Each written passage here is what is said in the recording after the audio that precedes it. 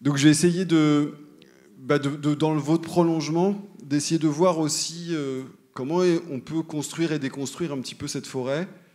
Alors, je ne vais pas parler que de la forêt des Landes. Je n'ai pas toute votre connaissance de la forêt des Landes dans tous ces détails, mais j'essaierai quand même, évidemment, de ramener ça à ce que ça nous dit sur les Landes. Parce que je pense que, et vous l'avez dit aussi, hein, la mondialisation et l'effet de ce qui se passait dans le monde entier a eu très tôt des effets ici. Et c'est un peu ce qu'on tendance aussi, on a un peu tendance à caricaturer, à oublier. C'est-à-dire que ça fonctionne dans le système clos. Non, je pense qu'il est important de comprendre l'évolution de la forêt et comment se situent les Landes là-dedans, et qui finalement est peut-être pas si différente que ça du reste du territoire français et européen en tous les cas. Donc, j'ai pris quelques pièces. Alors, elles ne sont pas toutes là. Et évidemment, je pense que le récit forestier, de manière générale, aujourd'hui et demain, il en comporte beaucoup, énormément de pièces.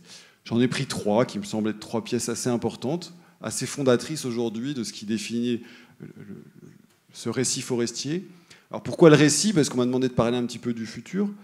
Et ces récits participent en tous les cas à ce qu'est et la manière dont on se projette dans le futur aussi par rapport notamment à ces forêts. Donc ces trois pièces dont je vais essayer de vous parler un petit peu rapidement, de vous dire un petit peu comment elles se construisent et puis comment est-ce qu'elles se déconstruisent aussi en cours de route. C'est celle du carbone d'abord, du bois après, puis de la multifonctionnalité.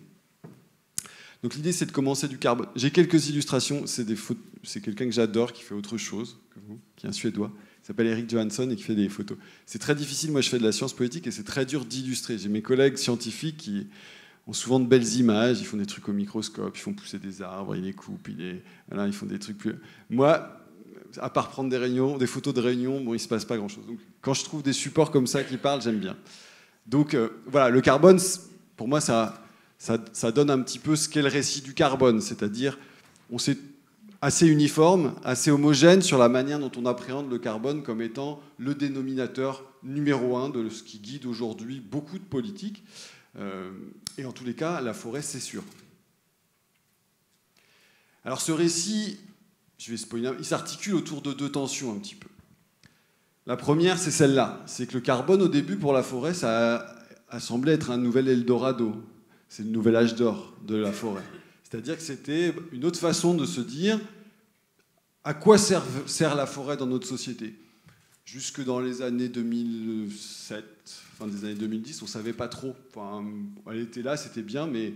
Et à partir des années 2010, quand on a commencé à s'interroger, à se projeter sur le climat, la forêt est devenue cet Eldorado-là. D'abord, elle nous fournissait l'énergie, pour faire des énergies renouvelables, et puis surtout, c'était cette ressource qui produisait un carbone vert, voilà, et qui nous permettait de continuer à penser notre même modèle économique en y injectant juste un carbone vert. C'est pour ça que j'aime cette image, parce que je ne sais pas si c'est ce qu'il a voulu dire, moi c'est ce que je lis là. Donc, pour moi, c'est ça qu'elle exprime. Et aujourd'hui, donc, les récits sur le carbone, il est en tension entre ce premier récit que je viens de dire, c'est-à-dire, effectivement, c'est un horizon de croissance verte sur lequel on peut s'appuyer, puisque l'arbre pousse, on le coupe et il repousse. Voilà. Et donc, c'est un cycle qui ne s'épuise jamais.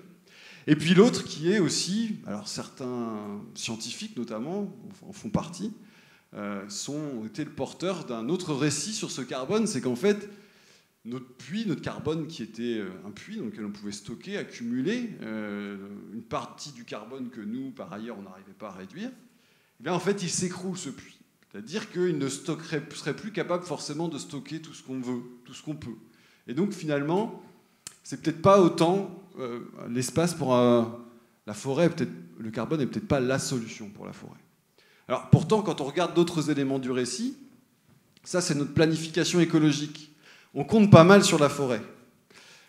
D'ailleurs, ça c'est en gros pour dire sur quoi on compte en fait, comment est-ce qu'on va faire pour atteindre le zéro carbone. On ne rentre pas dans les détails, on s'en fiche. Mais on voit bien la forêt, elle est là. Ouais, ce qui est marrant aussi, c'est que vous voyez qu'on compte sur la forêt, mais pour la préserver. Donc l'enjeu, c'est de la préserver, y compris les produits bois. On reviendra là-dessus, mais c'est assez paradoxal.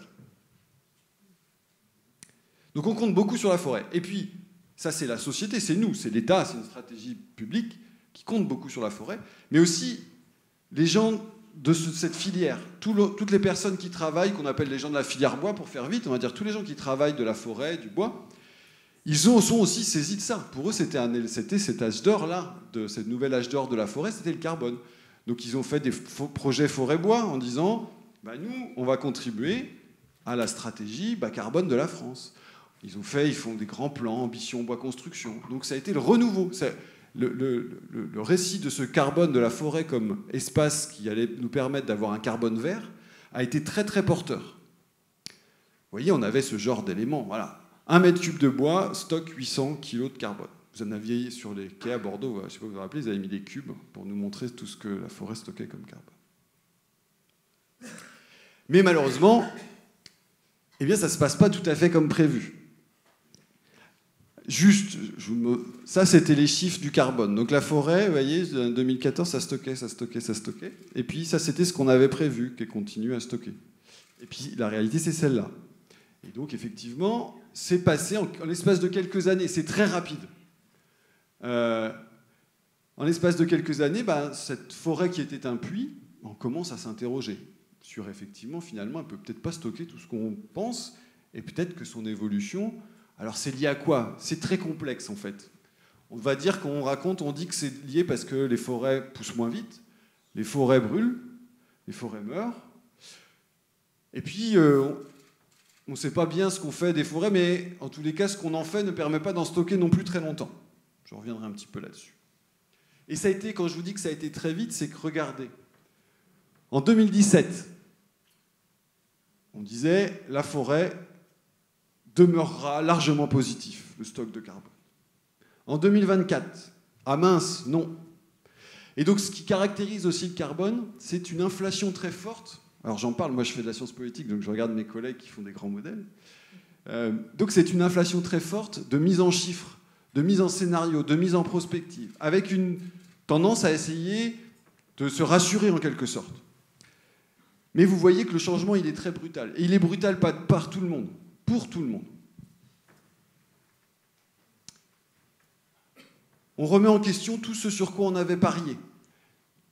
Et ça perturbe beaucoup. Récemment, l'Union européenne s'est posé la question, qu'est-ce que c'est que l'énergie renouvelable? On doit la définir. Qu'est-ce qu'on fait rentrer dans notre code comme une énergie renouvelable? Et là, ils ont commencé à dire, le bois, c'est peut-être pas renouvelable. Ah bon? On avait tout fondé là-dessus, pourtant. Mais en fait, on s'est rendu compte qu'effectivement, brûler du bois, c'était pas forcément si positif que ça pour notre bilan carbone. Et puis, du coup, des personnes ont fait émerger un contre-récit. Ce contre-récit s'est accompagné, s'est assis sur cette critique, effectivement, de dire la manière dont sont conduites les forêts aujourd'hui. Là, le récit, il n'est pas de dire les forêts sont positives pour le carbone ou négatifs. L'argument, il est de dire on pense qu'elles peuvent être positives, mais pas de la manière dont elles sont gérées aujourd'hui. Et donc, ce contre-récit, il est porté notamment par une grande quantité d'associations environnementales qui remettent en question la manière dont sont gérées les forêts, et notamment au nom de cette atteinte du carbone. Donc ce ne serait pas les forêts en soi, ce serait la manière dont on gère les forêts en fait, qui ferait que ce récit du carbone marcherait ou pas. Alors pour essayer de sortir un petit peu de cette impasse, c'est qu'effectivement, penser la question du carbone et de la forêt comme étant notre stock de carbone, et comme étant celle qui va nous permettre en gros, de servir de variable d'ajustement à ce qu'on n'est pas capable de faire dans le reste de la société. Parce qu'en gros, c'est à ça qui sert le carbone de la forêt. C'est-à-dire que tout ce qu'on n'est pas capable de limiter comme effort, on dit on va le mettre dans les forêts. À l'échelle de l'État, ça se passe aussi à l'échelle des entreprises, et voire à l'échelle individuelle. Vous pouvez, si vous voulez, quand vous faites un voyage en avion, vous achetez quelques arbres qui vont compenser ce que vous avez fait. Et donc cette approche-là, ce récit-là de dire la forêt est un... Alors, il y a des images qui ont porté, on parlait de puits forestiers, donc ça veut dire qu'on pourrait mettre dedans, ça se passe. Eh bien, en réalité, effectivement, elle s'est retrouvée un petit peu inversée. Et donc, moi, ce que je propose, et là c'est moi qui le propose, un nouveau récit, c'est que je pense qu'effectivement, la mécanique de la forêt est une mécanique qui est positive. Mais en fait, l'enjeu de la forêt, ça va être son adaptation au changement climatique. Et donc, effectivement, le carbone est un enjeu, et il peut servir à faire tourner cela. Mais peut-être que l'âge d'or de la forêt, ou en tout cas ce qui doit nous aider à repenser, à se redire que la forêt, elle a un enjeu pour la société, Et quand je dis la forêt, je dis la forêt en tant que milieu, mais en tant que l'ensemble des pratiques qui sont associées à la forêt, y compris toutes les activités économiques. Le sens qu'elles doivent avoir et qu'elles peuvent avoir demain va être autour de comment elle va être une solution pour l'adaptation. L'adaptation de nos territoires au changement. L'adaptation d'elle, déjà, de la forêt, mais aussi l'adaptation de nos territoires. Et en ce sens, plutôt que de se dire, eh bien, l'économie du bois nous permet de faire tourner une pompe à carbone, eh bien, on peut se dire que l'économie du bois peut nous faire tourner un système d'adaptation, puisque les forêts, elles risquent de dépérir. Donc il va y avoir du bois qui va mourir, vous en avez vu, qui va être brûlé en partie, et ce bois-là peut permettre de servir à adapter la forêt. Mais vous voyez que d'une forêt qui est là pour servir un système industriel, le récit du carbone ou le récit des enjeux climatiques peut nous amener à dire, finalement, cette économie-là peut être une économie au service de la régénération de la forêt et au service plutôt de l'enjeu d'adaptation. Et il faut savoir que ce changement-là, de passer de la forêt, est un levier pour l'atténuation du changement climatique. C'était ça, en jargon. Donc pour le levier de l'atténuation, pour l'enjeu de l'atténuation du changement climatique. Ça a été de l'année 2007, si je devais les dater, à l'année, je dirais aux incendies qu'il y a eu dans les Landes, ici, en Gironde, en 2022. Et aujourd'hui, eh bien finalement, c'est peut-être l'autre volet de l'enjeu du changement climatique qui est plus directement concerné par la forêt, c'est la question de l'adaptation. Et que finalement, effectivement, elle n'est plus tellement ni un levier, ni un enjeu par rapport à l'adaptation, par rapport à l'atténuation, pardon, mais par rapport à l'adaptation. Donc ce récit autour du carbone, et de manière plus générale, vous voyez que je l'ai fait autour du changement climatique, ce qui est assez symptomatique, c'est que c'est très rapide, c'est que le changement est très très rapide. En quelques années, on se retrouve dans un renversement complet, à la fois de déconstruction du récit la forêt est une pompe à carbone, à la reconstruction d'un récit qu'il est nécessaire d'organiser autour de l'enjeu de l'adaptation des forêts. Et d'ailleurs, je prends là l'exemple d'une communication des forestiers qui, aujourd'hui, parlent de la forêt. Je vous ai montré qu'il y a quelques années, ils disaient on va faire du bois construction, on va décarboner l'économie. Aujourd'hui, ils disent ils veulent promouvoir l'utilité sociale de la filière forêt-bois et de l'activité forestière. Cela montre qu'ils ont intégré le fait qu'il y a quelques années, ils auraient dit on est le levier de décarbonation de l'économie, de notre économie française. Aujourd'hui, ils disent on veut être dans une démarche d'utilité sociale au sens large. Donc il y a l'idée le discours pour dire à quoi sert la forêt et l'économie forestière a changé radicalement en l'espace de quelques années. Alors il s'adapte évidemment, mais il s'adapte effectivement à la remise en question permanente de ce récit autour du carbone, et on en est à un stade, et demain, qu'est-ce qu'il en sera, je ne sais pas. Autre pièce de mon puzzle des récits forestiers, c'est le bois, qui est dans la continuité de ce que je viens de dire. Alors effectivement, pour beaucoup, le bois serait le symbole, et l'usage du bois est le symbole de ce système-là, de cette description de cette forme de modernité, et le reflet finalement, quand je dis le bois, c'est l'usage du bois en forêt. C'est-à-dire l'usage productif de la forêt. Je reviendrai à ça, c'est-à-dire ce serait l'allégorie un petit peu de cette modernité qui vient puiser, et par rapport à ce que j'ai dit sur le carbone tout à l'heure, ça renforce cette idée-là, vient puiser et détruire finalement ce qui nous est. D'ailleurs, on le retrouve, une forte opposition par rapport aux critiques qui sont faites sur l'économie de la forêt, une très forte opposition à la coupe de bois. Donc beaucoup de remise en question autour de cette coupe de bois. Parce que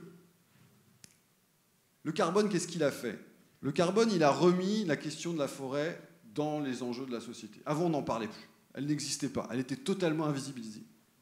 Elle est revenue parce qu'on en a eu besoin. Parce qu'elle est redevenue un enjeu stratégique pour le pays. Alors quand on fait ça, on la réexpose forcément. Et donc, le reflet, c'est que, de nouveau, des gens se sont intéressés. Parce qu'avant, les associations environnementales ne s'intéressaient absolument pas à la forêt. Il y en avait quelques associations locales, il y avait un ensemble de conflits un petit peu locaux, de tensions un petit peu locales. Mais le fait d'en faire un objet comme elle est aujourd'hui de débat national, c'est la contrepartie du fait qu'on en a fait un enjeu national par rapport au carbone.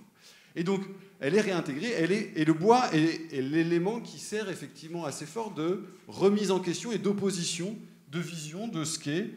Donc certains disent le bois est un enjeu effectivement pour développer de l'économie, faire de l'emploi, et d'autres disent il est le symbole effectivement, et la coupe de bois est un symbole de destruction. Pourtant, quand on regarde les faits, ce qui est dit comme étant le tournant de l'industrialisation de la forêt aujourd'hui, c'est ce qu'on entend, c'est ce qui est dit. Là, je vous ai mis la courbe entre les années 90 et 2018 des prélèvements dans forêt française. C'est-à-dire combien de bois on a prélevé. Les pics que vous voyez, là, c'est les tempêtes. Mais en fait, on ne prélève pas plus de bois aujourd'hui qu'on en coupait dans les années 90. En volume de bois. C'est la même chose ici, en Nouvelle-Aquitaine. Et dans les Landes, même moins en plus. On coupe même moins de bois aujourd'hui en Nouvelle-Aquitaine, dans les Landes qu'on en coupait à l'époque. Donc finalement, c'est assez paradoxal. Parce qu'il y a une vraie stigmatisation, on va dire, du bois, en tous les cas du prélèvement du bois, comme étant en plus inscrit dans une démarche d'intensification. Quand on regarde les quantités de bois qui sont prélevées, bon, ça ne change pas grand-chose. Alors, c'est là où on dit, mais alors voilà, le récit de ceux qui critiquent les coupeurs, de ceux qui coupent du bois, il s'appuie sur rien, regardez les chiffres. Oui, mais en fait, et donc ils ne sont pas très cohérents, les gens, parce que d'un côté, ils veulent du bois pour construire des belles maisons, pour avoir des objets en bois, ils aiment beaucoup le matériau bois, mais ils ne veulent pas qu'on coupe des arbres. Vous l'avez entendu, ça, tout le monde dit ça, c'est la critique qu'on a. Voilà. Mais alors, les gens, ils ne disent pas complètement n'importe quoi non plus. Parce qu'effectivement, en volume, le bois, il n'a pas changé. Par contre, c'est ce qu'on fait du bois. Et les gens, ils n'ont pas tout à fait tort en disant on n'est pas tout à fait d'accord. Regardez, par exemple, ça, c'est les chiffres dans les Landes. En 2008, 4,6 millions de mètres cubes sur 8,5 qui sont prélevés. Donc à peu près la moitié, à peu près la moitié, c'était du bois d'œuvre. Donc le bois d'œuvre, c'est ce qui apporte non seulement de la rémunération aux propriétaires, 75% de ce que rapporte une forêt, la gestion d'une forêt, c'est le bois d'œuvre, normalement. Et puis, surtout, le bois d'œuvre, ça fait des produits de longue durée de vie.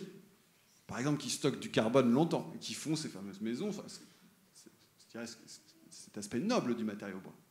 Mais les gens, ils ne se trompent pas trop, un petit peu, parce que aujourd'hui, en 2022, il n'y en a plus que 2,5 millions de mètres cubes. Et donc, en fait, oui, effectivement, en quantité de bois, on n'en a pas coupé, on n'en coupe pas tellement plus. Ils n'y arrivent pas, ils aimeraient bien, mais ils n'y arrivent pas. Parce que l'objectif, quand même, qui est fixé aux forestiers, donc là, j'ai dit que ça n'augmentait pas, hein. L'objectif fixé par l'État depuis cette date-là, c'est 12 millions de mètres cubes en plus par an. Donc, normalement, on devrait être là. Ça, c'est l'objectif de l'État qui est donné aux forestiers. Et s'ils n'y arrivent pas, c'est pas faute de... C'est parce qu'il y a un certain nombre de blocages. On pourra en discuter pendant très longtemps, des blocages, mais en tous les cas, il n'y a pas cette intensification. Mais par contre, ce qui se passe, c'est qu'effectivement, on a un changement de l'économie du bois. Et ce changement de l'économie du bois, il se fait au quoi ? On en brûle plus, en gros, et on en transforme moins en produits de longue durée de vie. Il faut savoir qu'en France, à peu près, on va dire que plus de 50% du bois qui est coupé est brûlé. En Europe, on n'est pas loin de 60%. Du bois est brûlé. On brûle la grande majorité, puisque sur ces 4,6 millions, c'est ce qui est coupé en forêt. Mais la moitié de ça sera brûlé, parce que quand on fait des planches, il y a des restes. Donc la moitié finit souvent brûlée. Alors ici, un petit peu moins, parce qu'on a des usines de trituration, et on vous l'a dit, une grosse partie, l'exposition montre, finissent en carton. Mais, alors pourquoi est-ce que... Parce que cette opposition fondamentale entre, d'un côté, toute la performance, tout l'enjeu technico-économique de la forêt, donc ça c'est le schéma, c'est la forêt des Landes, et d'un autre côté, les services environnementaux, on a construit l'idée de la forêt comme étant basée sur cette opposition entre ces deux choses-là, fondamentalement. L'idée que produire du bois, couper du bois, et d'autant plus le système landais qui est là pour le coup assez industrialisé, s'opposait complètement aux enjeux environnementaux. Alors ce qui a un peu fichu le bazar, c'est les problèmes du carbone. Et oui, parce que d'un coup, couper du bois devenait bien. Parce que couper du bois, ça permettait de faire de l'énergie renouvelable ou de faire de la construction bois. Et oui, et puis, c'est optimiser la forêt pour qu'elle stocke du carbone. Est-ce que c'est vraiment bien pour la biodiversité ? Est-ce que c'est vraiment bien pour les paysages. Est-ce qu'une forêt qui stocke du carbone, plein de carbone, est-ce qu'elle va accueillir beaucoup de biodiversité? Est-ce qu'elle va être sympa pour aller se balader? C'est pas sûr. Et pourtant, jusqu'à preuve du contraire, ça c'est un enjeu environnemental. Hein. Enfin, il me semble.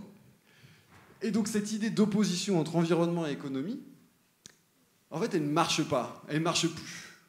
Parce qu'aujourd'hui, vous allez difficilement trouver des gens qui vont vous dire ma trajectoire économique, elle n'est pas du tout environnementale. Non. Donc ce qui se passe, c'est qu'on a des récits nouveaux qui redéfinissent les compromis ou les arrangements entre l'économie et l'environnement. Mais ce n'est que des récits qui expliquent comment s'arrangent différemment l'économie et l'environnement. Alors, et c'est là où il faut en fait dépasser un petit peu cette idée que couper du bois c'est bien ou c'est pas bien. Non, ce qu'il faut derrière, c'est, je vous ai dit quand je vous ai donné l'image du bois construction, c'est couper du bois, mais pour faire quoi? C'est ça la question, finalement. Parce que c'est ça qui est en train de changer, et c'est ça, cette question qui se pose. Et là, ce qui est très intéressant, c'est que derrière le bois se pose la question de quels sont nos modèles industriels. Tout à l'heure, on l'a vu avec vous, que derrière la forêt se jouait l'organisation de systèmes socio-économiques. Et bien, effectivement, couper du bois, aujourd'hui, on se retrouve à dire qu'est-ce qui s'oppose? Il s'oppose différents modèles de production. Alors là, j'ai mis deux extrêmes, on va dire. Et là, une papeterie, c'est pas celle de Smurfit. Hein. Et une petite scierie mobile, on appelle ça, les petites scieries mobiles qui se promènent, comme il y en avait à la Thèse de Bûche, il y a des scieries mobiles, je pense. Donc qui se promènent en forêt et qui viennent couper du bois à façon. Voilà. Donc ça, ce ne sont pas du tout les mêmes modèles économiques. Alors, par contre, ce qui est un petit peu perturbant, c'est qu'ils n'ont pas la même performance carbone. Parce que si on regarde la performance carbone, alors là, on fait des grandes tours. Il y en a ici, hein, Silva, la tour Silva, Hyperion. On fait des grandes tours, ça, c'est de la super performance carbone. La performance carbone, c'est aussi l'avion. Faire voler des avions verts. Donc ça, c'est une forme d'usage du bois qui est très performant au niveau carbone, enfin pour le carbone global de tout le monde. Mais après, ce qu'on nous vend comme récit, quand même, plutôt sur la forêt, c'est plutôt ça. Donc c'est plutôt pas tellement sa performance après, au final, c'est l'autre récit, c'est la performance parce que ça va être une économie circulaire. Donc ça va être une économie qui va travailler sur l'interdépendance entre plein de maillons et qui va donner du sens à un système économique et en l'ancrant à la fois dans un territoire, en lien avec des ressources et en lien avec des usages particuliers. Mais vous comprenez bien que cet arbitrage-là, il n'est pas si évident à faire. Et on a plein de modèles comme ça, plein d'exemples, des projets de scierie. En ce moment, se pose la question d'installer, certains ont peut-être entendu, une usine de panneaux dans les Landes. Une grosse usine de panneaux, hein, d'un gros méchant industriel, hein, un truc très gros. Alors, donc là, on est embêté, parce qu'on dit quoi? Est-ce que c'est bien ou est-ce que c'est pas bien? C'est une grosse usine, ah oui, mais elle va faire du panneau pour la construction bois. Donc ça va stocker du carbone pendant longtemps, ça c'est plutôt bien. Mais qu'est-ce qui se joue? Il se joue finalement... comment est-ce que s'insère cette scierie, cette usine de panneaux, dans son environnement, dans le système socio-économique dans lequel il va s'installer? Parce qu'on a vu effectivement que quand on essayait d'implanter des trucs venus de nulle part, j'ai mis deux exemples qui sont un peu célèbres dans le... Gardanne, peut-être que vous avez entendu, hein, c'est un grand truc où on a transformé une énorme usine de fabrication d'énergie à partir de charbon, on l'a convertie au bois. Bon, c'est pas mieux, hein.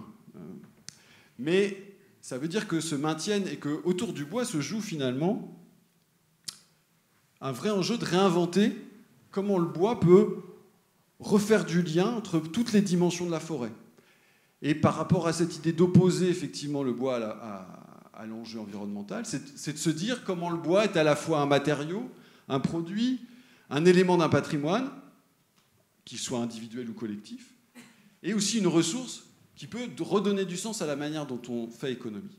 Et c'est là, autour du bois, où finalement se pose la question de quel mode de fabrique on fait à partir de la forêt. Et moi j'aime bien la notion de fabrique socio-écologique. C'est-à-dire qu'on peut repenser la manière dont, autour de l'usage du bois, on peut raisonner effectivement de nouveaux modèles économiques qui effectivement nous réinventent un lien entre l'économie et l'environnement. Mais dans une vision qui sort de l'opposition entre je protège ou je coupe, qui finalement aboutit relativement assez vite à des impasses. Et l'intérêt du domaine forêt-bois, c'est que contrairement par exemple à l'agriculture, qui elle a pris un tournant très industriel il y a longtemps. La forêt, l'économie du bois en France et dans les Landes, elle est restée un petit peu dans un entre-deux. Malheureusement, la trajectoire qui est prise aujourd'hui, c'est plutôt une trajectoire qui abandonne, je dirais, les acquis et les atouts qu'elle avait. Par exemple, le système landais était un magnifique système d'économie circulaire. C'est-à-dire qu'on avait la forêt qui pousse, elle est entretenue, son entretien est financé par un certain type d'industrie, qui étaient les industries de la trituration, qui finançaient donc cet entretien. Et puis après, les industries de la trituration prenaient aussi le reste qu'il y avait autour, et les copeaux des scieries, etc. Et puis ça finissait en bois d'œuvre. Donc le bois d'œuvre rémunérait le capital, et les investissements étaient payés par un ensemble. Et les scieries étaient liées aux triturateurs, aux papetiers, aux panetiers, pour vendre leurs connexes, puisque je vous dirais que quand on coupe une planche en bois, la moitié, on n'en fait rien. Donc si on n'en fait vraiment rien, votre planche, elle va vous coûter beaucoup trop cher. Donc il faut valoriser ça. Et donc, c'est organiser un système. Le problème, c'est qu'on a mis du bois énergie là-dedans, et le bois énergie a fait sauter tous les liens d'interdépendance entre tout le monde, et a fait que le bois vaut à peu près la même chose, quel que soit son diamètre. Et ça ne dépend plus de la valeur, de la qualité. Et donc vous voyez que d'un système, c'est plutôt ça qui a vraiment été perturbé. C'est-à-dire que ce n'est pas tant le fait qu'on coupe plus de bois, c'est pas vrai, on ne coupe pas plus de bois en France. Par contre, on a un ensemble de maillons comme ça, de systèmes socio-économiques qui étaient organisés, qui ont été déstabilisés, et qui finalement vont dans le sens inverse de ce qu'on promeut aujourd'hui. Donc on promeut l'économie circulaire, et on est en train effectivement de rompre les liens d'interdépendance. Par exemple, on fait disparaître les petites scieries dans les Landes, il n'y en aura bientôt plus. On fait la promotion du bois construction, et sachez qu'aujourd'hui, en France, on construit moins qu'en 2012 en bois. Bon, moi je croyais qu'on était plutôt dans une autre trajectoire. Donc c'est effectivement de regarder ces liens qu'il y a très forts autour du bois, entre la manière dont finalement la forêt pénètre notre environnement socio-économique, à la fois dans les modèles économiques qu'elle promeut, et aussi dans la manière dont elle s'inscrit dans les conditions dans lesquelles on réinvente notre mode de consommation. Donc voilà ce que je voulais vous inviter à réfléchir autour de ce récit autour du bois. Et puis je terminerai très vite sur mon dernier récit sur la multifonctionnalité. Alors ça, c'est un jargon de forestier. Je vais vous expliquer ce que ça veut dire. Multifonctionnalité, c'est qu'on a décrété en France, je pourrais vous raconter d'où ça vient, mais en gros, dans les années 90, il y a les ONG internationales qui ont dit la forêt, c'est mal, il ne faut pas la couper, ça tue les Indiens d'Amazonie. Bon, ça c'est revenu en France, on a dit la forêt, c'est mal. Ils ont dit, ben non, nous, ce qu'on fait, c'est bien. Ah bah oui, mais on pense que c'est... Bon, qu'on va inventer un concept, c'est la multifonctionnalité. Voilà. Donc on fait de la multifonctionnalité en forêt. Ils n'ont rien changé, mais ils ont appelé ça multifonctionnel. Je ne dis pas que c'est vrai ou c'est faux, mais en tous les cas, c'est le concept qui est apparu et qui est devenu en quelque sorte un élément constitutionnel, ce qui est plutôt bien, en Europe et en France. C'est de dire, la forêt, elle remplit les trois fonctions. Fonction économique, fonction sociale et la fonction environnementale, ensemble. C'est en gros le principe constitutionnel. Je pense qu'on est à peu près tous d'accord là-dessus, et c'était pas plus mal de le mettre, de le dire. Mais en gros, ce qu'il disait, c'était que c'était déjà ce qu'on faisait, donc si vous voulez qu'on le dise, on le dit. Voilà, donc c'est un principe qui a été instauré. La question est, comment on fait cette multifonctionnalité? Alors en France, en gros, on a à peu près fait ça. C'est-à-dire qu'on a dit, ah, mais c'est pas compliqué. C'est partout multifonctionnel. Par définition, la forêt fait tout. Ouais. Et c'est toujours le cas. Hein. La doctrine en France, c'est toujours de dire la gestion de la forêt doit être multifonctionnelle partout. Mais c'est une chose de décréter comme principe constitutionnel, mais après, dans sa mise en application, s'il faut le faire à l'échelle de chaque parcelle, est-ce vraiment raisonnable? Bon, mais c'est toujours le principe. Hein. Parce que dans la réalité, c'est un peu ça. Et donc j'ai dit qu'effectivement, on n'avait pas un accroissement des prélèvements de bois en forêt, ce qui est vrai, en quantité. Par contre, ce que l'on a, c'est des formes d'intensification dans certaines zones et des zones qui sont un peu plus abandonnées. Pourquoi? C'est assez logique. C'est-à-dire que le coût de mise en valeur du bois tend un petit peu à augmenter. Comme tout. Et donc, qu'est-ce qui se passe? Eh bien, les gens, ils investissent, parce que pour couper du bois, il faut investir. Les gens, ils investissent là où c'est facile. Et les endroits où c'est difficile, ils laissent tomber. Et une grosse partie de la France, c'est très difficile d'aller couper du bois, pour être honnête. C'est pas équipé, il n'y a pas de piste, on ne sait pas trop ce qu'on va sortir. Voilà, c'est le bordel. Donc, en gros, il y a des endroits où c'est plus facile et on fait où c'est plus facile. Les Landes est un bel endroit où c'est très facile. Donc effectivement, on retrouve avec des zones comme ça. Donc ce qu'on a, c'est que plutôt que d'avoir une espèce d'idéal multifonctionnel, en étant un peu caricatural, on a en fait une France forestière à deux visages. Une intensifiée, une abandonnée. Bon, alors au total, ça fait multifonctionnel. Si on regarde tout. Si on met tout ensemble, ça fait multifonctionnel. Mais est-ce que c'était vraiment l'idée qu'on avait? Alors le problème, c'est qu'on continue à penser qu'il suffit de le décréter pour que ça arrive. Hein. Et qu'on préfère pas dire, en fait, non, il y a des choses qui ne sont pas compatibles. Voilà. Donc par exemple, faire une forêt primaire à un endroit, effectivement, si on en veut vraiment, c'est pas compatible avec prélever 12 millions de mètres cubes partout en France. Ou se balader en forêt partout, ou mettre des panneaux solaires dans la forêt. Non, on ne peut pas tout faire partout, ça c'est sûr.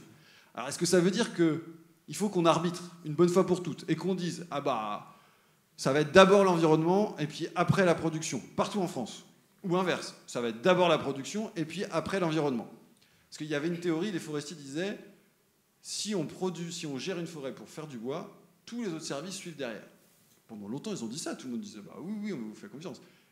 On s'est rendu compte que tout le monde n'est pas d'accord avec ça, en tous les cas, apparemment. Donc, effectivement, c'est un peu une illusion de dire qu'on peut tout faire partout. D'autant plus qu'il y a des endroits, la forêt française, c'est quand même très compliqué. Là, je vous ai mis, ça c'est la quantité de forêt, puis la quantité de gens. En fait, la forêt, elle est hyper morcelée. Il y a plein d'endroits où il y a plein de monde, où les gens ne savent même pas qu'ils ont des forêts, ce qui n'est pas le cas dans les Landes. Donc ça veut dire que là, c'est beaucoup plus compliqué. Donc en gros, sur tout ça, c'est-à-dire ça représente quand même plus de 3 millions de propriétaires, il n'y a pas grand-chose à faire, ou c'est très difficile. Donc ça veut dire que le danger, c'est que les choses s'intensifient et qu'elles soient plus fortes ici, si on fait des prélèvements. Et donc il y en a qui ont inventé des concepts. La forêt mosaïque, ça c'est un truc de l'ONF. En fait, c'est pareil, eux, ils n'ont rien changé, c'est juste ce qu'ils faisaient déjà. Parce qu'eux, ils ont des grandes forêts à l'ONF, ils gèrent des forêts domaniales, donc ils faisaient déjà cette forêt mosaïque. Ça s'appelait des séries à l'ONF. Donc ils faisaient des endroits où ils privilégiaient effectivement à tel endroit, je vais plutôt faire de l'accueil du public. Qui est allé sur les Landes a vu qu'on a des endroits qui sont aménagés au bord du littoral pour accueillir le public, d'autres endroits qui étaient consacrés plutôt à la production, etc. Donc en fait, de se dire, mais ça c'est de l'aménagement. Donc tout n'est pas multifonctionnel, il faut décréter l'échelle à laquelle on organise cette répartition un petit peu des fonctions. Et eux, c'est déjà ce qu'ils faisaient, mais ils avaient des grandes forêts. Le problème, c'est quoi? C'est que si, ça c'est l'ONF, c'est bien, mais si là, c'est un propriétaire, là c'est un autre, là c'est un autre, là c'est un autre, ou là vous en avez 5 dans cette partie-là, gérer ça nécessite de coordonner les propriétaires. Or ça c'est pareil, c'est une autre doctrine de la forêt, c'est que le propriétaire fait ce qu'il veut chez lui, et qu'on ne va surtout pas demander à ce qu'il s'articule avec ce que fait son voisin. Et on ne va surtout pas non plus demander à ceux qui habitent à côté qu'est-ce qu'ils font ou qu'est-ce qu'il y a par là et qu'est-ce qui serait en lien avec ce qu'il fait là. Non, la forêt est un domaine qui a été cantonné dans un code forestier pour le coup, et pour qu'elle soit cantonnée. Voilà. Alors, pour sortir un petit peu de ça, ce que je pense moi, c'est qu'il faut raisonner plutôt en termes d'infrastructure. Alors c'est un mot qui n'est pas joli, infrastructure, parce que ça ne va pas avec l'image de nature de la forêt. Cependant, je pense qu'il faut l'assumer. Assumer le fait que la forêt est une infrastructure, et que cette infrastructure, elle est très diverse. Et en tous les cas, qu'il est nécessaire de coordonner l'action de plein de gens pour organiser la fonctionnalité de cette infrastructure. Effectivement, et dans les Landes, ici, ça fait depuis longtemps qu'ils ont dit, nous, la multifonctionnalité... on ne fait pas comme ça. Nous, on a déjà décrété qu'il y a des endroits où on produit, des endroits où on protège et des endroits où on accueille. Si vous connaissez un peu les Landes, vous voyez de ce dont je parle. Les ripisylves sont les endroits où on protège. Le littoral, c'est chez l'ONF, les forêts publiques, c'est là où on accueille. Et puis le reste, c'est là où on produit, laissez-nous tranquilles. Donc la multifonctionnalité dans les Landes, elle a déjà été organisée comme cela, planifiée. Et ils ont géré des infrastructures de manière hyper performante, les meilleures. L'infrastructure de protection contre l'incendie dans les Landes, excellent, on ne fait pas mieux. Vous allez me dire, pourquoi ça a brûlé? C'est pas de chance, parce que ça doit brûler, en fait. Mais par contre, en termes de prévention, on a une infrastructure de pistes, de réseaux excellente, parfaite, qui a été organisée parce que comment? Parce que les gens ils se sont mis en commun, parce qu'ils ont coordonné leurs efforts pour faire des fossés, des pistes, pour gérer tout un tas d'infrastructures. Et donc ça, ils sont capables de le faire. On a été capable de gérer des infrastructures d'accueil du public. Regardez les plans plage des trucs qu'a fait l'ONF. C'est très très bien fait. Et pourquoi on ne serait pas capable de gérer des infrastructures pour faire autre chose? Pour gérer par exemple des interfaces écologiques. Oui, on est en train de travailler avec des collègues, certains collègues de l'INRA veulent réhabiliter le bocage forestier. Pour faire un bocage, si on met une haie que sur une parcelle, ça n'a aucun sens. Un bocage forestier aura du sens le jour où on sera capable de faire une grande infrastructure qui traverse toutes les landes. On en est loin. Pour le moment, ils mettent juste des haies pour dire qu'ils diversifient. Mais ça veut dire que c'est une première étape. Il y a un vrai enjeu derrière. Et le vrai enjeu n'est pas tellement un enjeu c'est un enjeu de coordination entre les acteurs. Parce que là, on a plein de propriétaires privés. Et le problème, c'est que si chacun ne va pas... Imaginez si vous voulez faire une piste là. S'il fallait demander l'avis de chacun, il suffit qu'il y en ait un au milieu qui dise bah, « moi, je veux pas », la piste, elle ne se fait pas. Donc on est capable de créer des infrastructures, mais il faut qu'on réfléchisse à la manière dont on veut organiser cette forêt d'infrastructures et qu'on détermine, mais de manière collective, où est-ce qu'on veut gérer, où est-ce qu'on ne veut pas gérer. Et donc l'avenir de la forêt de demain sera dans les conditions dans lesquelles on peut redonner aussi la possibilité à plus de gens de s'impliquer dans l'organisation des infrastructures forestières. Notamment, vous décidez bien comment s'organisent plein de choses à l'échelle de votre commune, dans des documents d'urbanisme. Pourquoi pas décider aussi de la manière dont s'organise la forêt? Peut-être que ça apaiserait beaucoup de choses. Et donc, cet enjeu d'infrastructure, ce qu'il y a derrière pour moi, c'est réinventer aussi les conditions dans lesquelles on démocratise l'enjeu forestier, et ce serait un bon moyen de le faire. Je termine juste par deux illustrations, juste pour se dire c'est quoi l'avenir de la forêt, et je trouve que c'est bien en lien avec l'expo. D'abord, il y a une grosse incertitude. Il y a beaucoup d'autres choses dont j'aurais pu parler, dont je suis un peu moins spécialiste, donc je me suis moins embarqué là-dessus. Je n'ai pas parlé de toute l'incertitude qui entoure les enjeux forestiers, du renouvellement des forêts, et à quel point on n'a absolument aucune idée de ce qui va arriver aux forêts demain, ni absolument aucune idée de la manière dont on va les gérer. Donc ça appelle à beaucoup d'humilité, à se dire qu'on est face effectivement à des choses qu'on ne connaît pas, qui vont nécessiter beaucoup d'apprentissage collectif, et qu'on est, oui, face aux situations qui nous arrivent demain, on ressemble plutôt à cet enfant-là, qu'à un adulte rempli de certitude et de connaissances, parce qu'il y a beaucoup de choses qu'on ne sait pas, et l'ensemble de ces choses-là sont à se réinventer, et les premiers récits que j'ai essayé de vous faire partager autour de ces trois thèmes-là, sont à mon avis des espaces autour desquels il est nécessaire de débattre, de discuter, pour se réapproprier, et pour faire en sorte que ce que l'on est, c'est-à-dire qu'on est très jeune dans la manière de discuter les enjeux forestiers démocratiquement, parce qu'ils ont souvent été exclus de l'espace démocratique, eh bien, on puisse se les réapproprier. Mais je pense que pour le faire sérieusement, il est nécessaire de s'attaquer à ces récits-là, de les construire, de les déconstruire, et de se les réapproprier pour éviter qu'on tombe dans le vide, parce que voilà, on affronte un grand environnement très incertain. Et c'est face à ça qu'il va falloir...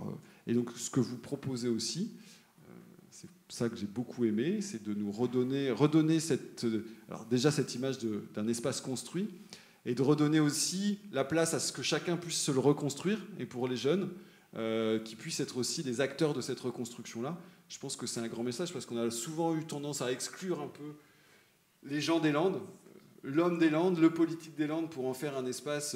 un peu hors du monde et hors de la société. Il y a un vrai enjeu de le réintégrer et de se le réapproprier. Je pense que c'est, enfin, en tout cas, c'est un des messages, et je pense que se réapproprier la forêt, c'est ce que vous essayez d'initier avec les enfants, donc, enfin avec les enfants et le public en général qui le fait. Donc merci pour ça, et merci de m'avoir écouté.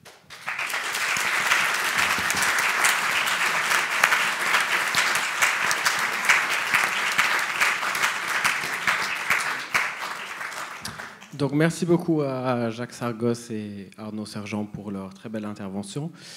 Donc on voudrait maintenant, sur la demande des commissaires d'exposition, donner la parole au public. Cependant, puisqu'il est déjà 8h et on a prévu un petit cocktail sur les mezzanines, on va peut-être limiter le nombre de questions. On vous invite ensuite à poursuivre vos échanges de manière informelle sur les mezzanines. Voilà. Est-ce que quelqu'un a une question ?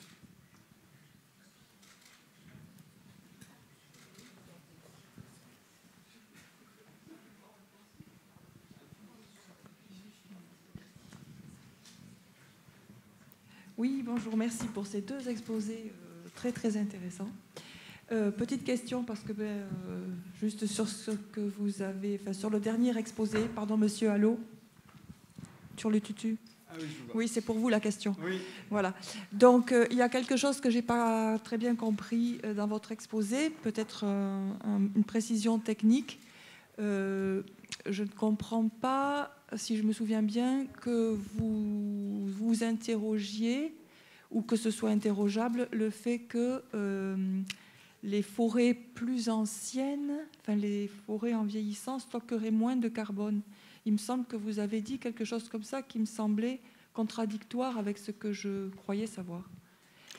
Et d'autre part, après je laisserai le micro, et d'autre part, je voulais savoir si, dans un jargon technique aussi, ou si ça n'existe pas dans un jargon à créer, on pourrait aussi différencier, parce que, comment dire, savoir ce qu'est vraiment une forêt, une gestion d'agroforesterie, enfin voilà, différencier toutes ces modes justement d'utilisation de la forêt, parce que ça me semble pas clair. En fait, on n'appelle pas une plantation de maïs OGM, on l'appelle pas prairie, voyez. Donc, et je trouve que c'est quand même une nomenclature qui manque en forêt.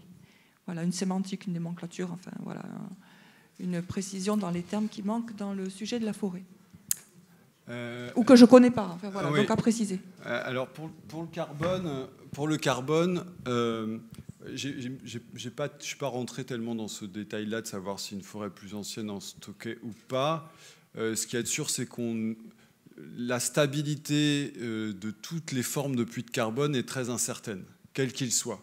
C'est-à-dire qu'on n'est pas bien sûr qu'une pompe à carbone très active, on va dire, c'est-à-dire une façon de pomper le carbone serait c'est un des premiers récits, de dire on coupe rapidement les arbres et on les replante et on utilise le bois. Donc ça, c'est une première forme de pompe à carbone. Elle est très incertaine parce qu'elle dépend de notre capacité à être sûr que le bois qu'on va sortir de là en produit va être du bois de très longue durée de vie et qui va rester très longtemps. Ça, on ne sait pas bien. Donc là, c'est plutôt une incertitude socio-économique. Parce que sinon, ça fonctionne plutôt pas mal d'un point de vue écologique. C'est-à-dire qu'en théorie, ça marche bien. L'autre extrême, qui serait l'autre solution de la pompe à carbone forestière, serait celle qui consisterait à stocker au maximum dans l'écosystème. Alors celle-là, déjà on a du mal à calculer à mieux estimer l'ensemble des composantes qui seraient favorisées pour celle-là, parce que par exemple sur le carbone du sol, qui serait une des composantes assez fortes de ce type de stockage-là, c'est plus difficile à mesurer en tous les cas. Et les dynamiques de stockage de carbone dans ces écosystèmes-là sont très incertaines. Certains disent qu'à un certain stade de maturité, ce qui meurt compense ce qui croît. Bon, ça, c'est très incertain. Et l'autre incertitude qu'on a, c'est qu'elles peuvent être attaquées ou brûlées et donc disparaître être émises d'un seul coup sans qu'on puisse les maîtriser. Donc il y a des incertitudes sur toutes les formes de stock de carbone qui sont différentes, qui mettent en jeu des enjeux différents. L'un, c'est plutôt une incertitude écologique, on va dire. L'autre, plutôt une incertitude socio-économique, pour le dire. Donc je ne dis pas que l'une ou l'autre est mieux spécialement. Quant à la nomenclature sur les forêts, on peut utiliser le débat de l'appellation forêt pour alimenter l'idée qu'il puisse exister deux catégories de forêts. En l'occurrence, la dénomination forêt est une dénomination qui couvre des champs qui sont relatifs au droit forestier. On a des définitions de forêt aussi un petit peu en sciences, où on qualifie des forêts selon des nomenclatures. Ces forêts sont définies par le fait qu'il y ait des arbres, une quantité d'arbres sur une quantité de surface. Donc effectivement, c'est défini sur cette base-là la notion de forêt, ce qui est un peu différent du coup de ce que vous dites, c'est-à-dire une prairie, enfin oui, je ne sais pas. Je sais que ça fait partie du débat, mais je n'ai pas forcément d'avis là-dessus. Moi, je pense qu'il y a un débat à avoir, et c'est ce que j'ai essayé de dire quand j'ai parlé de la manière de réfléchir la multifonctionnalité.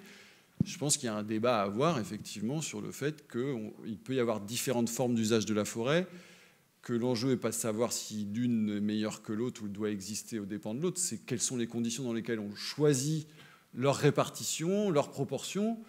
et leur intérêt à la fois collectif et individuel. Pour moi, c'est ce que j'ai essayé de dire. C'est que je ne sais pas moi qui arbitre pour savoir quelle forme d'usage forestier est la mieux.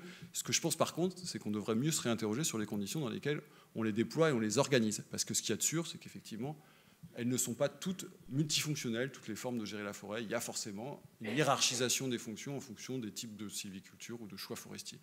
Voilà, moi, ce que je voulais juste dire avec cet aspect sur la multifonctionnalité. Bonjour, bonsoir. J'ai une question sur la qualité de la forêt des Landes. Moi qui suis landais, j'ai toujours entendu dire par les propriétaires forestiers, mes amis propriétaires forestiers, que la forêt landaise servait à faire des lambris et de la pâte à papier. Et puis, donc c'était résineux, que pour la construction c'était compliqué. Ensuite, on a créé du chauffage urbain sur la base de chaufferies à bois, dont aujourd'hui on dit que le bois de chauffage est très producteur de CO2. Et enfin, pour la construction, quand on voit les tours dont vous parlez, Hyperion ou Silva, on ne voit plus le bois. Il a été camouflé et encapsulé par les pompiers, si vous voulez, sous demande des pompiers. Donc voilà, c'était 3 petits thèmes dont je voulais avoir un petit retour. Donc oui, comment dire, oui, le modèle effectivement de l'économie de la valorisation des Landes, du pain maritime pour le coup plutôt, elle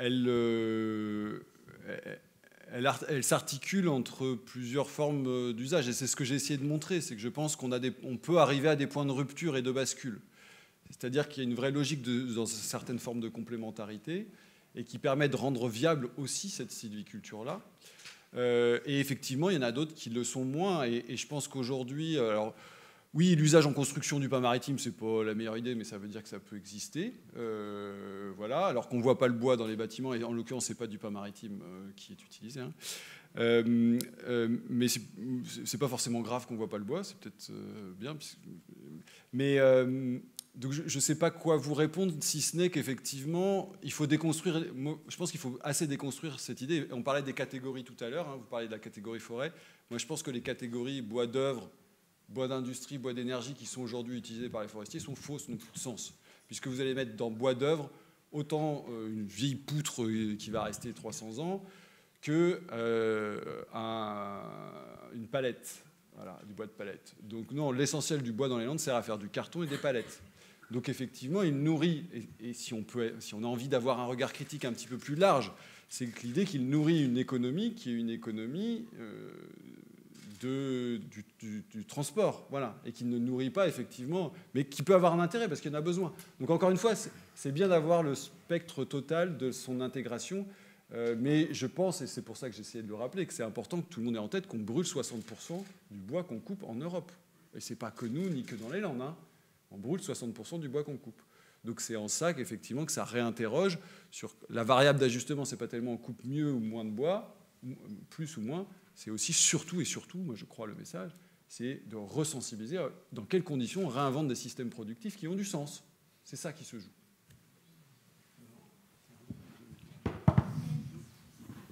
Là, bon. Alors simplement une précision de l'historien. Vous avez un très beau texte de Julien Gracq dans ses lettrines qui parle de la forêt landaise et qui parle de champs de pin. Et il voit quasiment, comment dire, des espèces de bataillons presque militarisés, rationalisés, en décrivant le côté complètement, je dirais, à la fois artificiel et industriel de la forêt landaise, qui a été faite pour ça. De la même manière, au XIXe siècle, vous aviez, ou même avant d'ailleurs, vous aviez des discussions, d'abord parce qu'il y avait des gens qui voulaient échapper au régime forestier, donc ils ne voulaient pas qu'on considère la forêt landaise comme une forêt. Et beaucoup de gens arrivaient à la conclusion, où ils disaient, des Landais, qu'en fait, pour eux, la forêt n'était pas, pour eux, le massif landais, ce n'était pas ce qu'on appelle une forêt en France. C'était en quelque sorte des arbres fruitiers. Ils produisaient de la résine, c'était des plantations comme les oliviers ou les... Et il est vrai que l'activité de gémage, qui a aujourd'hui complètement disparu malheureusement, l'activité de gémage était quelque chose qui marquait profondément, je dirais, la nature même de la forêt. Y compris d'ailleurs aussi, je dirais, quelque part la nature du bois utilisé pour répondre à la question de monsieur. Moi, j'ai des parquets en pin, mais des parquets en pin qui ont été posés il y a 70 ans, 80 ans, qui sont très rouges, parce que c'est du bois gémé. Je peux vous dire qu'ils sont d'une dureté extraordinaire. Ce n'est pas du tout un bois tendre, c'est vraiment... et parce qu'également, les arbres que l'on... Les pins que l'on gémait, d'abord c'est des pins que l'on gardait très longtemps, qui étaient complètement irrigués, densifiés par la résine, je ne sais pas comment expliquer ça, et qui induisait également un type d'exploitation très différent. C'est-à-dire que quand on avait une forêt de pins que l'on gémait, en fait, on coupait le plus tard possible. Évidemment, plus le pin pouvait produire, et plus longtemps le pin pouvait produire, et mieux c'était. Évidemment, au bout du compte, on avait des pins gigantesques qui étaient achetés quasiment à la pièce et travaillés comme un travail d'ébéniste par les scieurs à l'époque. Il y avait des petits scieurs dans chaque village qui achetaient presque les arbres un par un et qui les estimaient un par un. Et puis naturellement, c'était du bois très dur qui avait été gémé pendant 50, 60, 80 ans. Moi, je me souviens de l'époque où on avait encore des arbres qui dépassaient les 100 ans et que les Landais ne voulaient surtout pas couper. Oh, il va encore pousser, etc. Donc, et puis il y avait des scieurs qui les regardaient comme des véritables merveilles de la nature. Ils les achetaient comme des pépites. Bon, aujourd'hui, quand on sait comment on achète les pins, si vous avez des pins qui dépassent une certaine circonférence, on vous explique qu'ils sont invendables parce qu'ils ne rentrent pas dans les machines. Voilà. Et puis, comme ils ont été nourris aux engrais, c'est un peu des poulets aux hormones, quoi. Donc, je crois qu'on revient on revient là-dessus. Donc, tout ça, c'était pour vous dire qu'il y a quand même plusieurs types de forêts dans les Landes. D'abord, il y a eu dans les Landes des forêts que l'on pourrait dire véritablement sauvages. D'ailleurs, la racine étymologique est la même. Quand vous lisez les textes de Victor Hugo ou d'Anométor, qui était un savant qui a parcouru le littoral landais sous Napoléon, il fait des descriptions de forêts qui sont véritablement la forêt à l'époque de Robin des Bois ou des Sept Nains, autour des étangs notamment sur le littoral. Il y avait des forêts absolument inextricables, avec des arbres absolument gigantesques, des endroits où on pouvait complètement se perdre, d'une véritable jungle.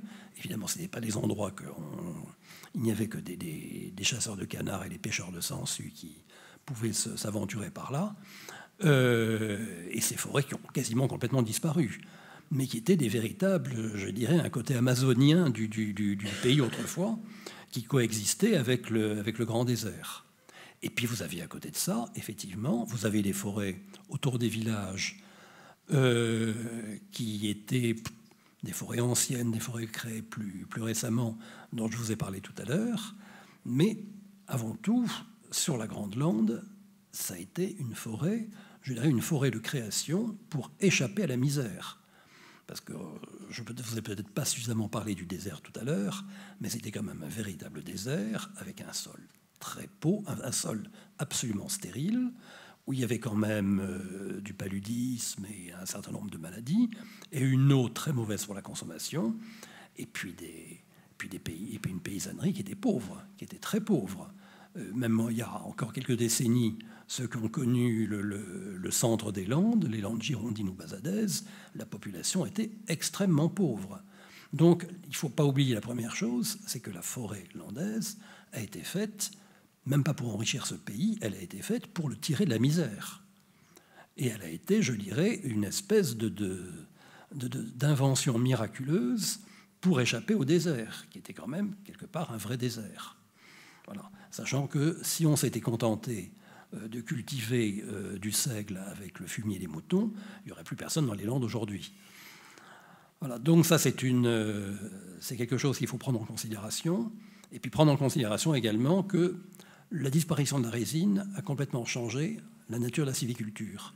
Et ça, c'est quelque chose qui se voyait, je vais arrêter après ça, c'est quelque chose qui se voyait dans les Landes entre les Landes girondines et les Landes landaises dès le XVIIIe siècle, dans les Landes girondines, on faisait déjà de la sylviculture industrielle, plantation en ligne, et puis ensuite, on faisait des éclaircies à 5 ans, à 10 ans, à 20 ans, et à 30 ans, on coupait tout.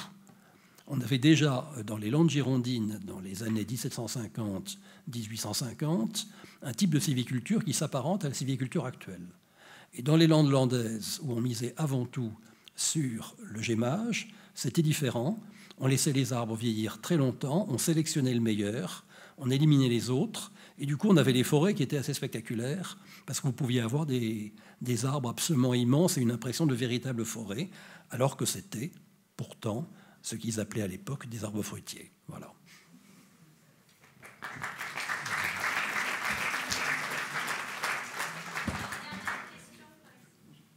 Oui. Donc, je suis un collègue de Arnaud. Ah, pardon. Oui, merci. Bonsoir. Donc, d'abord, je m'excuse parce que je viens d'Espagne et peut-être j'ai fait des fautes en français. Donc, excusez-moi. Donc, j'ai quelques sentiments rencontrés par rapport à votre discours parce que j'ai beaucoup aimé le fait d'être très critique par rapport au secteur forestier. Mais je m'aurais gardé en tête un mot qu'a dit M. Sargos, qui est mosaïque et qui reflète la complexité de la forêt. Donc, j'ai des sentiments rencontrés parce que je pense que la forêt n'est pas si simple comme pour faire entrer tout le monde, c'est-à-dire démocratiser, oui, mais il y a des concepts qu'on a vus tout à l'heure, même les concepts de la forêt en soi-même, qui n'est pas clair. Et donc, les forêts en France, en Espagne, d'où je viens, sont très complexes. La quantité d'écosystèmes qui se mêlent et des points de différenciation sont énormes. Donc, de faire entrer tout le monde, oui, pour avoir un avis, oui. Mais finalement, c'est comme faire entrer une personne de la rue dans les CERN, en Suisse, dans un centre de physique très avancé. Donc, la foresterie, l'ingénierie forestière, c'est un domaine très complexe. Donc, j'aimerais garder en tête, que tout le monde garde en tête cette idée des mosaïques, parce que finalement, j'ai eu la sensation qu'on avait deux idées en France des forêts, soit les Landes, soit cet endroit où on n'a pas où la forêt n'est pas rentable. Et je ne pense pas que ce soit le cas, pas du tout. Donc voilà, juste garder cette idée en tête. Et puis aussi, par rapport à l'énergie, depuis l'apparition et la publication de la stratégie forestière européenne 2030, et planter des arbres pour les faire brûler, c'est interdit. Donc il faut garder ça en tête. Donc si c'est brûlé, c'est parce que normalement, ça devrait être les résidus ou pas l'arbre entier. Donc ça aussi, il faut les garder en tête. On ne plante pas pour faire de l'énergie. Et voilà, c'est des précisions qu'il faut garder en tête parce qu'on peut penser qu'on brûle ce qu'on plante et ce n'est pas le cas. Et donc voilà, et juste faire des précisions par rapport à ça et garder en tête ce mosaïque énorme et très beau de la foresterie. Merci. Tout à fait d'accord. Il y avait une dernière question. Oui. Donc, je suis un collègue de Arnaud, je travaille à l'INRA sur les racines, et je pense que parler de forêt industrielle, c'est un anathème, un peu. Parce qu'en fait, quand on regarde les problèmes écologiques que pose cette forêt, je pense qu'on impose très peu. Par contre, ce qu'on ne dit jamais, c'est qu'il y a 200 000 hectares dans les Landes sur 1 million. C'est de l'agriculture hyper intensive, avec irrigation, fertilisation. La forêt n'est pas fertilisée. 60 unités à l'hectare tous les 40 ans, ce n'est pas une fertilisation. Le maïs, on en met 10 fois plus tous les ans. Et le problème, c'est que moi, j'avais vu dans les journaux des articles sans arrêt dans le monde, partout. Ah, la forêt landaise, c'est horrible, ça va pas, c'est des tombes, enfin, je sais pas, des cimetières, parce que c'est des arbres en ligne, ou Francis Allais qui dit que c'est pas une forêt. En fait, c'est une forêt. Et on a été même jusqu'à écrire à 5-6 collègues un article dans Le Monde, mais la partie, comment dire, Internet, pour mettre les choses au clair. On a passé 2 semaines ou 1 mois à ça, et on n'a jamais été repris nulle part, et on entend tout le temps Sylvain Orgeron et Francis Allais qui disent que des conneries. Allais, c'est un Prométhéen, il veut faire une forêt primaire, mais c'est débile. Et on a 8 millions d'hectares de forêt primaire en Guyane, elle n'est pas mal protégée. C'est là qu'il faut aller. On ne sait pas faire une forêt primaire, on ne sait plus. Voilà. Et le gros problème des forêts en Europe ou dans le monde, on va les voir disparaître sous nos yeux, c'est les plantes invasives et les espèces invasives et les maladies. Et pour ça, il y a un moyen très simple d'arrêter tout ça en grande partie, c'est d'empêcher le transport intercontinental de plantes vivantes. Il y a une déclaration de scientifiques qui s'appelle la déclaration de Monte-Sclaros qui demande ça, et personne ne porte ça. Et Angeran, il est à fond contre la sylviculture, il dit ouais, ça va pas, la France. En fait, en France, il n'y a que 12% de la surface qui est plantée, mais c'est de la forêt de production, c'est-à-dire qu'on sort du bois. Par exemple, les Douglas, ça produit beaucoup de bois, beaucoup plus que le pin maritime, et du bois de très bonne qualité. Et je pense qu'on peut avoir sur notre territoire 12% de la surface qui produit du bois, avec des arbres plantés en ligne et tout ça. Par contre, avec le changement climatique, on risque aussi de perdre beaucoup d'arbres. Et ce qu'il faut savoir, c'est que le pin maritime, il est actuellement planté avec une réussite des plantations pratiquement à 100%, alors qu'il y a plein de plantations qui se font, c'est 70% d'échecs. Les feuillus, tout ça, ça se plante très mal. Et en plus, il résiste très bien au changement climatique pour l'instant, parce qu'en Australie, il y a des pins maritimes qui sont plantés dans les endroits les plus secs, je crois, c'est des endroits où il y a 300 mm d'eau. Voilà. Donc moi, bien que je sois vraiment écologiste, je pense que cette forêt, telle qu'elle est, a vraiment sa place. Je pense qu'il y a une multifonctionnalité de fait. Alors, il y a quelque choses qui sont à changer à la marge, mais par exemple, on ne sait pas faire de plantation mélangée. Le pin maritime, c'est extraordinaire, ça pousse super bien, et toutes les autres espèces, elles ont du mal, donc on pourrait en faire, mais il faudrait investir énormément d'argent à dégager les autres espèces.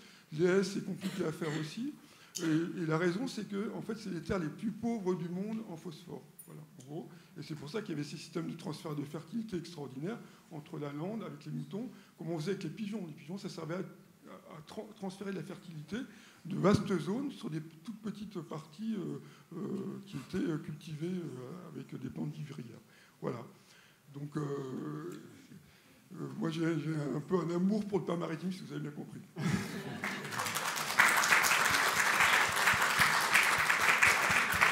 Ouais, moi, si je peux me permettre, je rajoute un petit truc en réponse à monsieur. Moi, j'adore le pin maritime. Je crois que c'est l'essence par excellence sur notre territoire landais. Il s'accommode de tout, du réchauffement climatique. Il fait 50 degrés, il produit. Il a de l'eau jusqu'en haut des cuisses, il produit. Il fait moins 30, il produit. Il est extraordinaire. Par contre, pour moi, et contrairement à votre pensée, sa mise en culture est une catastrophe. On est en train de détruire tous les sols pour implanter le pin maritime, alors qu'il peut le faire tout seul, en mélange d'essence, mais si, ça marche très bien. Moi, c'est mon métier, je fais des forêts comme ça, et je vous invite à venir les voir. Merci.